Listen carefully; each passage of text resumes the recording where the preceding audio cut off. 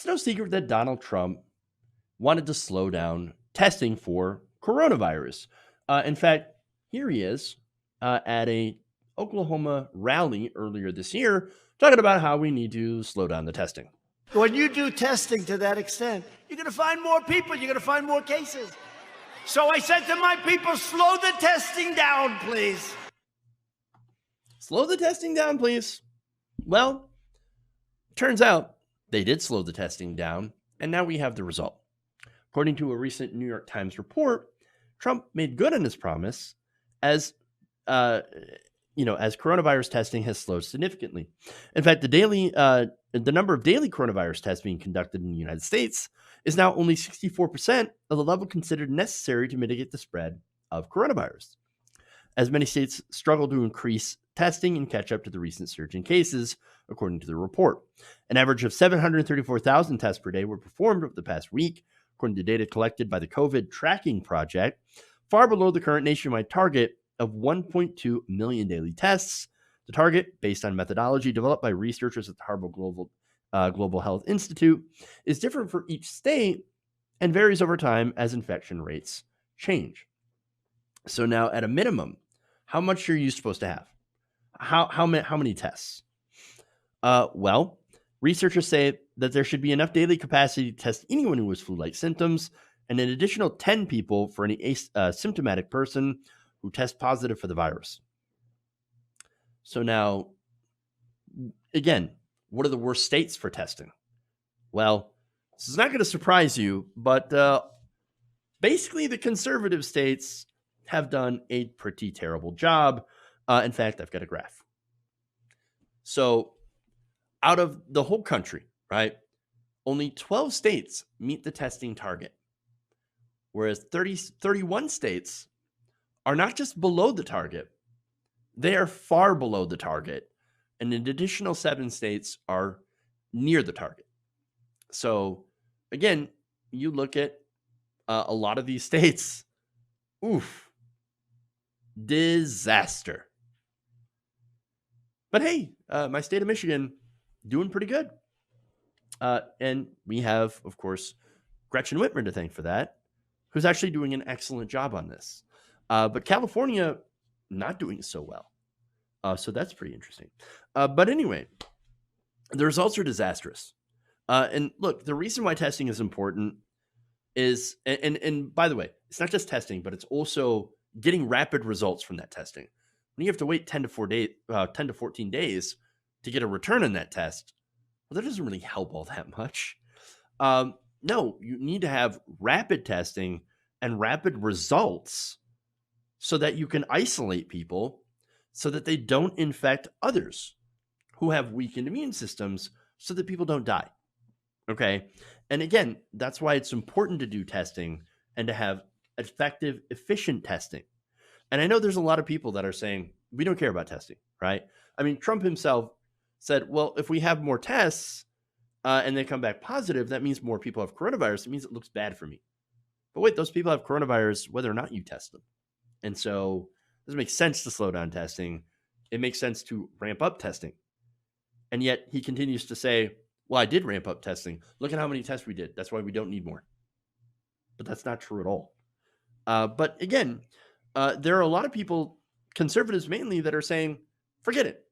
Let's forget testing. Let's forget doing all this stuff. Let's just open up. Let's just let it spread. We'll do what Sweden did, right? And what Sweden did was the let the weak perish result. And that's exactly what happened. A lot of people died in Sweden, comparative to all the other countries around, right?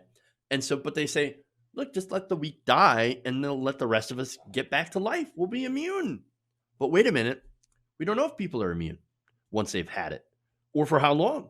There's some research out of South Korea that suggests immunity only lasts a short time after you've had the coronavirus, and then your antibodies go away, and then you can be reinfected.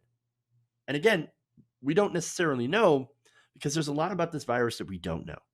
But the big issue here with let's just get everyone get infected is, well, there's a couple of reasons. There's a couple of issues with it, actually. Again, a lot of people will die. I'm worried about the death toll. It's nearing 200,000. Or if they don't die and recover, a lot of people might have these lifelong complications, which are now, of course, pre-existing conditions. And if you can get reinfected, could lead to more death.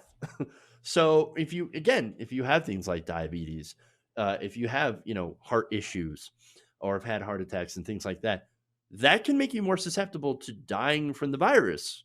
And if you get those, even when you survived the virus the first time, well, then that's a disaster. That's horrifying. And so that's another problem, right? And look, even if that's not the case, right? But you still have these issues after you've recovered and don't get the virus, well, then you're still up for a lifetime of having these complications and needing medical care for them. But that's not even the worst part. And this is something that people don't talk about a lot. And I think they should. Mutation, right? The more people that get infected, the more this virus can mutate. The more chances that a mutation could be even more deadly. I mean, we've already seen some mutations in the virus. It's not like it hasn't mutated already. It actually made it more transmissible, the most recent mutation that I know of. I think it's a pretty good argument for the continuation of testing and lockdown. I mean, these measures, though, lockdown measures specifically, conservatives continue to argue against because they either don't believe in the science or more likely they don't care about the science and they don't care about who dies. All right. Charlie Kirk's a great example. Charlie Kirk, look, the conservative that found Charlie Kirk and made him a thing, made him who he was, right? Allowed him to get very, very rich, even though he was like a college dropout. Okay. That guy died of coronavirus complications. He contracted COVID-19 and then died as a result of like complications that he wouldn't have died of if he hadn't contracted the virus, because that's how that works.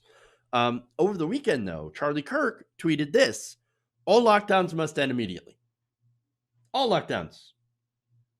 Great. And so, look, Charlie Kirk doesn't care. His mentor, the person that made him who he was, didn't affect him at all. He still has the same position. There's a story of a man who nearly died from COVID-19. He's still out there saying, finally, he recovered, right? But it nearly killed him. He still says, masks and social distancing, all bullshit. Don't do it. They don't care. They don't care. They don't care. Herman Cain also died of complications as a result of having COVID-19, as well as these comorbidities, right? He died after a month-long battle with COVID-19.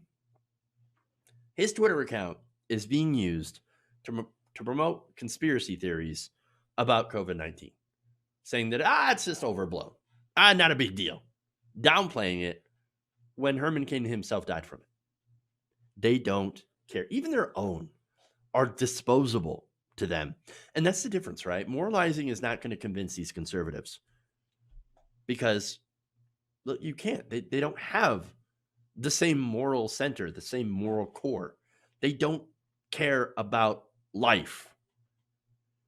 And it sucks because at a time where we need everybody on the same page, having a third of the country that is not with you no matter what, because they're a death cult, not a good thing during a pandemic.